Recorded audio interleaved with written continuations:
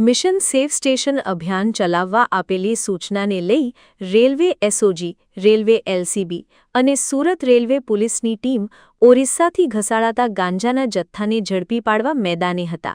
ત્યારે Surat railway police, railway SOG તથા Surat railway એલસીબીની ટીમે સુરત રેલવે સ્ટેશનના પ્લેટફોર્મ નંબર 1 પર વોચ ગોઠવી હતી.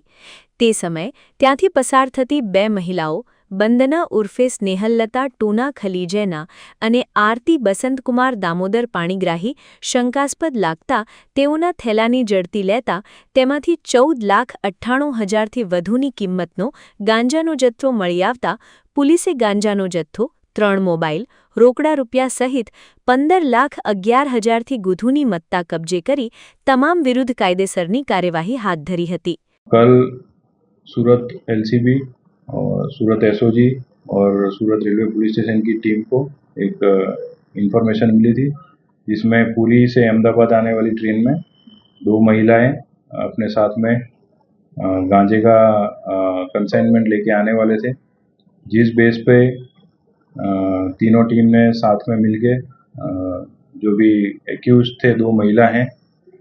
जो सस्पेक्ट थी, जिनके बारे में इंफॉर्मेशन मिली थी, उनको रोक के उनके पास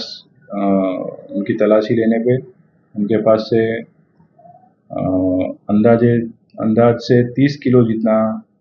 गांजे का जो कंसाइनमेंट है वो मिला था. वो दोनों महिला एसी कोच में ट्रैवल कर रही थी और उनके पास में 2 ट्रॉली बैग और 2 बैकपैक में ये अलग अलग पार्ट में गांजा लेके आ रहे थे. दोनों महिलाओं को गिरफ्तार करके और इसमें ऑफेंस रजिस्टर करके एनडीपीएस एक्ट के हेठल और आगे की तफ्तीश की जा रही है.